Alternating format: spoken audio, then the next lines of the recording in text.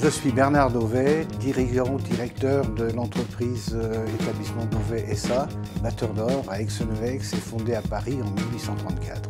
Je suis la 5e génération. Alors c'est un métier très complexe en réalité, qui ne ressemble à rien. C'est un métier qui consiste à réduire en feuilles très fines des rubans d'or par des phases successives de battage avec des produits très complexes qui ne servent pratiquement qu'aux batteurs d'or et qui sont de plus en plus rares, de plus en plus difficiles à trouver. C'est un métier en fait qui est très complexe. La technique du métier, l'art du métier, ça consiste à prendre un lingot d'or, faire un alliage pour rajouter un peu de cuivre pour le rendre plus rouge ou un peu d'argent pour le rendre plus citron ou voire plus vert. Et puis ensuite donc laminer. Alors on fait une fonte avec le complément de cuivre et d'argent.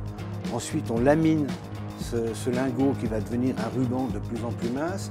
Et quand il est à environ, je dirais, 17 millièmes d'épaisseur, à ce moment-là on le coupe en petits quartiers carrés qui sont glissés entre des feuilles de papier, qui sont battues. Ensuite les feuilles battues sont reprises, recoupées, remises dans un deuxième assemblage, donc cette fois-ci en polyester.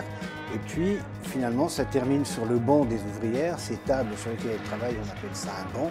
Et là, avec des pinces en bois, elles sortent la feuille de la moule, elles la posent devant elles, elles coupent un côté.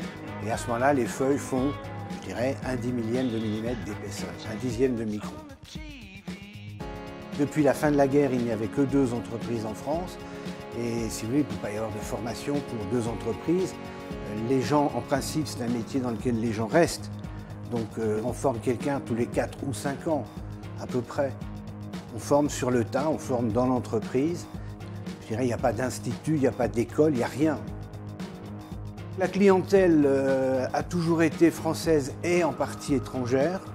Le cas typique, c'est la Statue de la Liberté, dont la flamme a été faite par un doreur français avec de l'or de chez nous. Mais cet or, on lui a vendu à Paris. Et c'est lui qui l'a emmené à New York. Donc pour nous, c'est une vente en France. En réalité, l'or, il est à New York.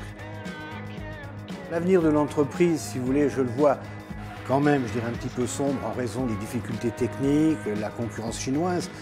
Mais en même temps, ma famille s'est toujours investie énormément. J'ai un fils qui travaille dans l'entreprise mais qui lui ne veut pas reprendre. J'en ai un autre qui travaille dans l'entreprise et qui éventuellement veut bien reprendre. Donc je ne suis pas pessimiste, mais le contexte n'est quand même pas facile.